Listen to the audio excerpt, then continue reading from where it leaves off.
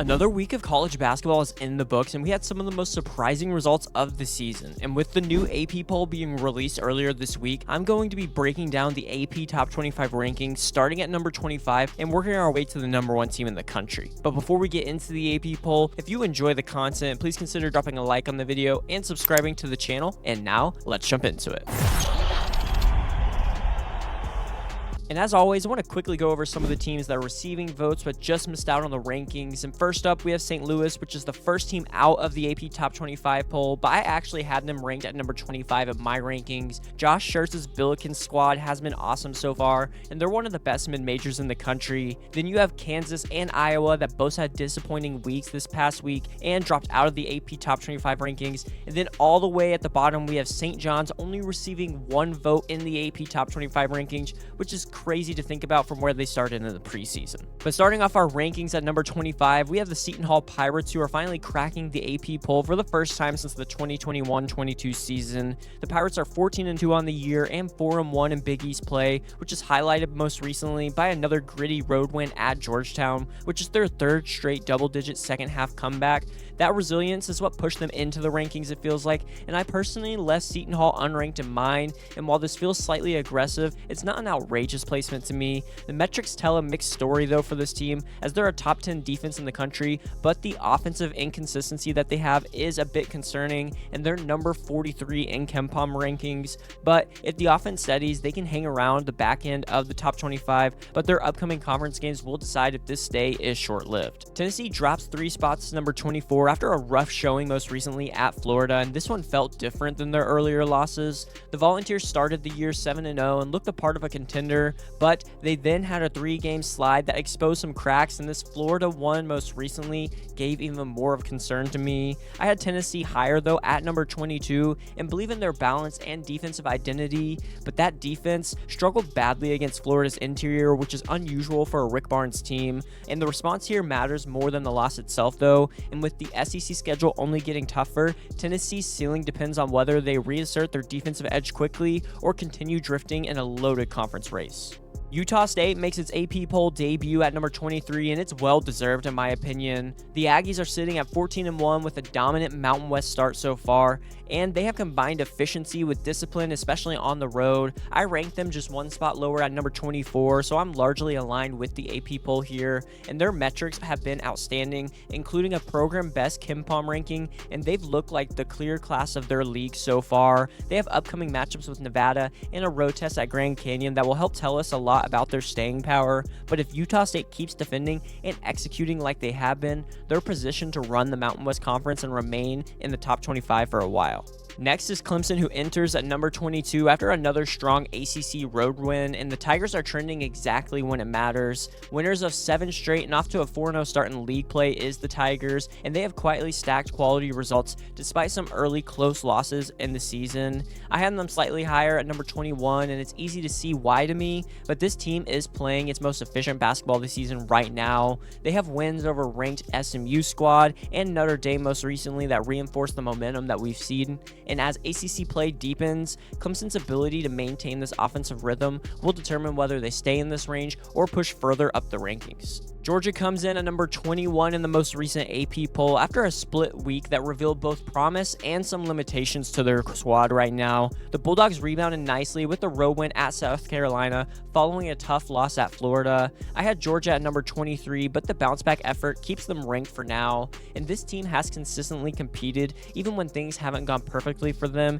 and that resilience matters early in SEC play. And when you have guys like Blue Kane and Jeremiah Wilkinson, you always are going to have the ability to stay in games. But the question moving forward is their consistency against the league's upper tier, and if Georgia can string together some solid road performances and get some wins against the top teams in the SEC, they'll justify this spot and maybe even move up. Louisville lands at number 20 in the AP poll, which is right where I had them ranked as well, after their steady home win over Boston College, even when they're missing both Michael Brown Jr.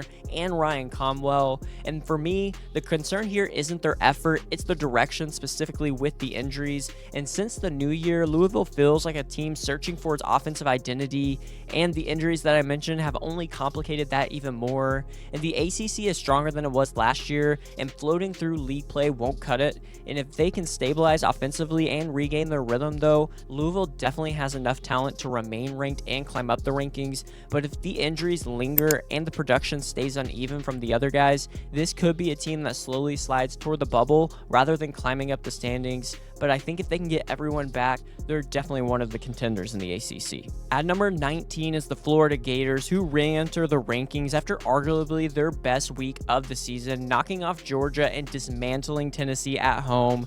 I had the Gators ranked right here at number 19 as well, and this was the response that we needed to see. And despite 5 losses already on the year, nearly all of the games have been tight, and the metrics have consistently supported Florida as one of the better teams in the country. And guard play showed real growth this week, especially with Boogie Flan having his best game in a Florida Gators uniform against Tennessee. And when this lineup clicks, the talent is undeniable across the board, and they have an upcoming matchup against Vanderbilt, which will be a really big game for them, and another strong showing there will push Florida further up and confirm this week wasn't just a hot stretch, but it could be something that can be sustained. Alabama slides back to number 18 in the most recent AP poll after another close loss, and this time it came at home against a Texas squad that isn't the best in the SEC, and the early conference results are slightly concerning to me.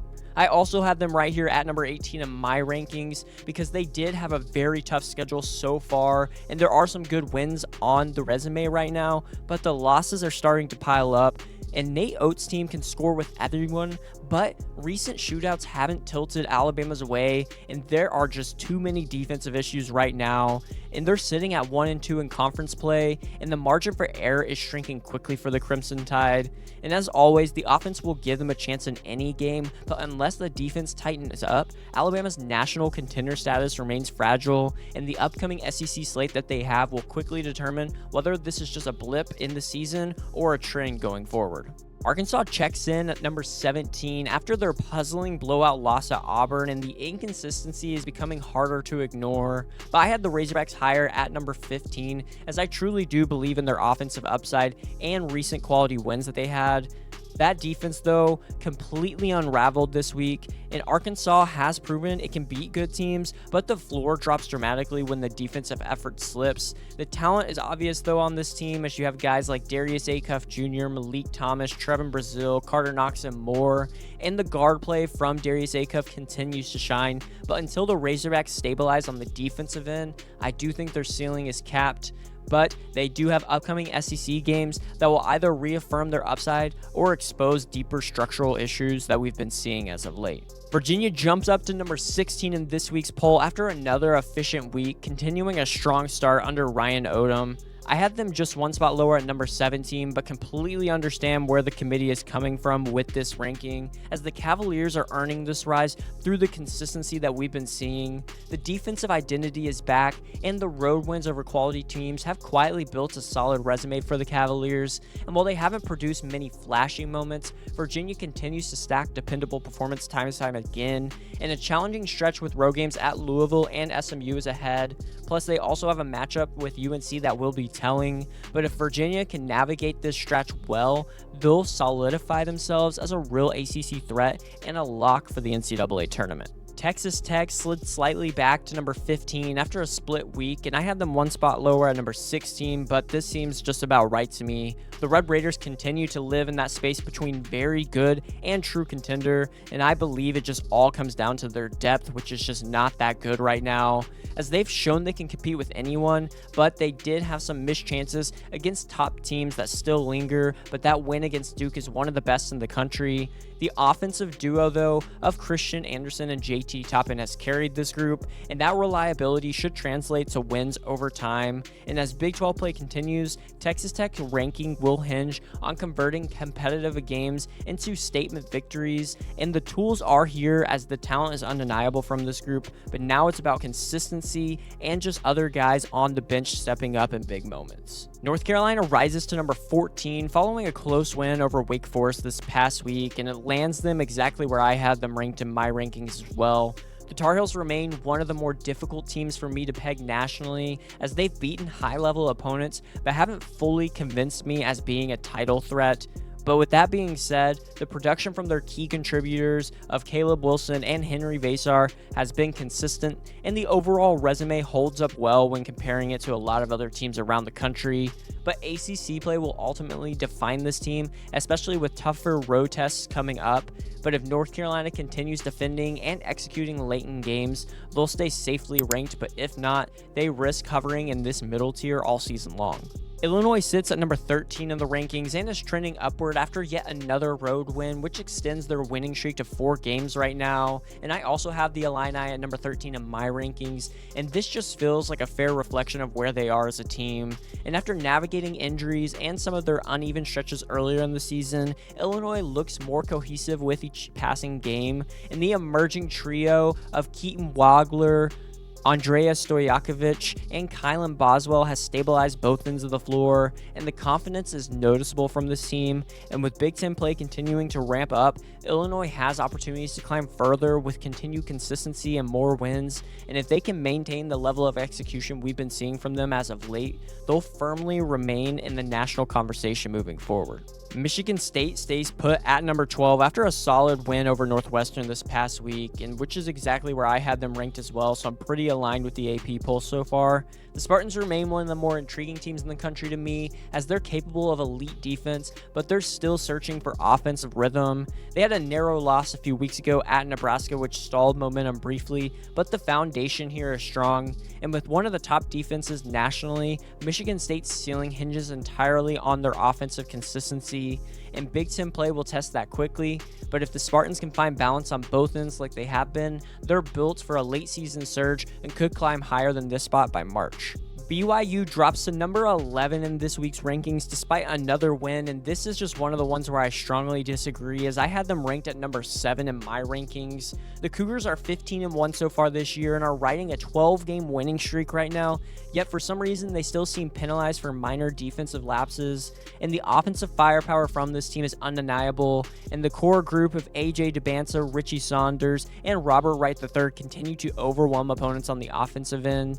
And though slow starts remain a concern, BYU's ability to close games separates them from most teams nationally in my opinion, and as Big 12 play deepens, their upcoming chances will offer more and more opportunities to climb quickly in the rankings, and if they defend just enough, BYU looks like a legitimate Final Four contender and a team that should be ranked higher than number 11. Vanderbilt cracks the top 10 at number 10 and remains undefeated at 16-0 and finally earns the jump into the top 10 that I've been waiting for, but honestly, I personally ranked the Commodores much higher at number 3, as they're 16-0 and one of the best power conference teams that we've seen, and for me, I just believe they deserve to be up near the top of the sport right now with what they've done so far. They have wins over Alabama and LSU, which showed maturity and focus, especially avoiding a letdown after a big moment, and although they don't have the same strength of schedule as other teams near the top, those will be addressed quickly with Texas, Florida, and Arkansas ahead, and a strong stretch here could legitimize Vanderbilt as a true national title contender, which I think they are, but if they stumble, this ranking could move even further down.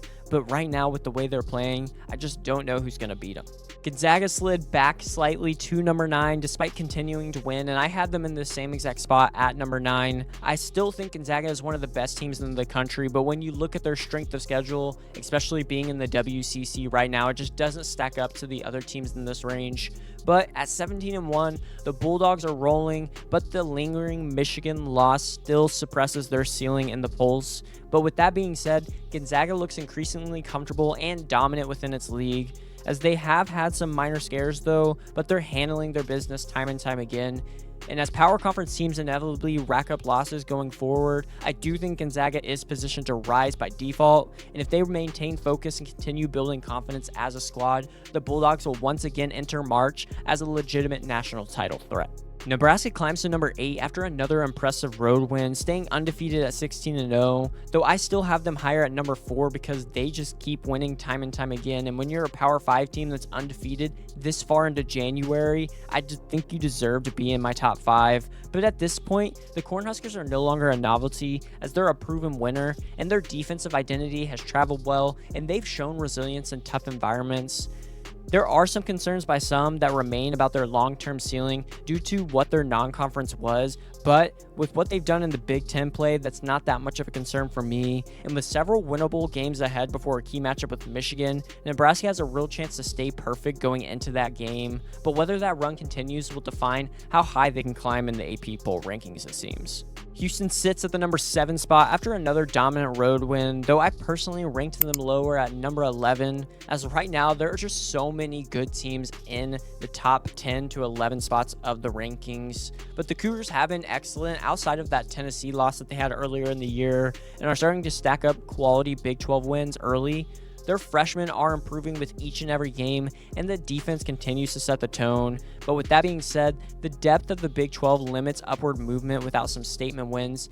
But Houston is dangerous, battle-tested, and definitely built for March, even if the regular season resume doesn't scream top 5 just yet.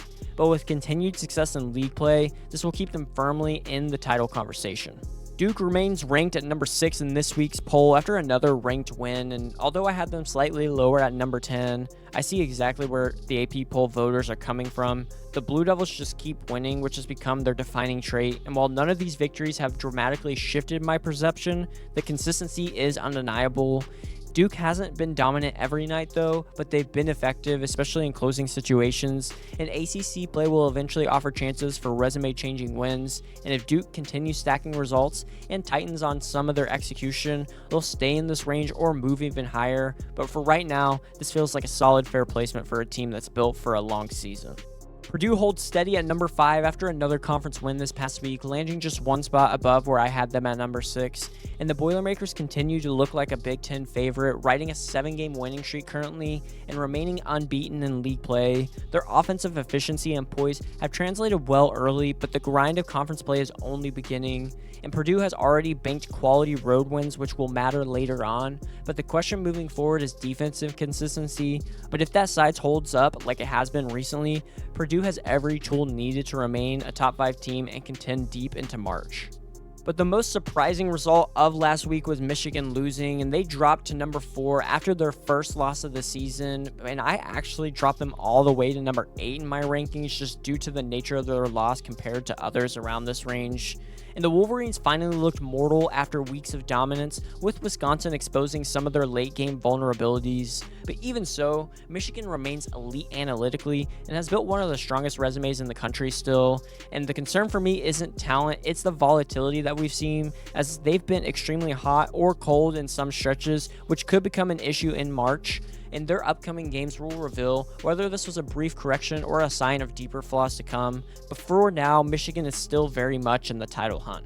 UConn stays ranked at number 3 in this week's AP poll ranking, and I continue to have them slightly lower in my rankings, and this week I had them at number 5, but I believe they are the best one-loss team in the country. The Huskies keep winning, even if they haven't always looked overwhelming, but their resume includes several strong wins, and the Big East hasn't provided much resistance for them in conference play so far. And for me, UConn's ceiling remains as high as anyone's, and as the season progresses, the Huskies will need to guard against complacency, as I think they're going to have a really easy time in the Big East. But if they stay locked in, this team is built to peak late and once again be a major factor in the NCAA tournament.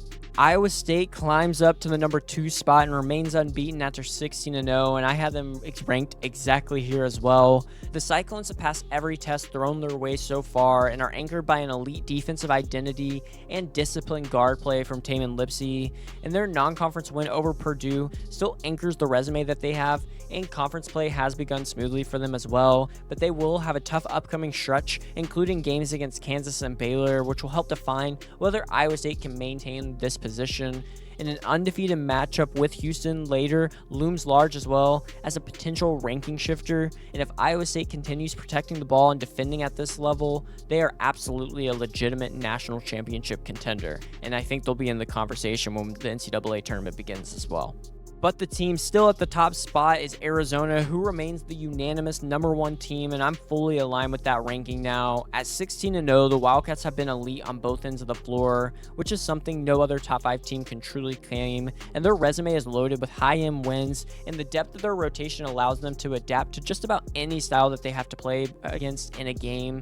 And even with the lighter early Big 12 schedule, Arizona has consistently dominated quality opponents. and they do have a major matchup still ahead, including BYU and Iowa State later, which will be good ones to watch. But so far, the Wildcats have had a chance to further separate themselves, and they have. And right now, Arizona just looks like the most complete team in the country. But that wraps it up for today's video. Let me know your thoughts on this week's AP Top 25 rankings in the comments down below. Also, if you enjoyed the content, don't forget to drop a like on the video and subscribe to the channel. Thank you so much for watching, and I'll see you in the next one.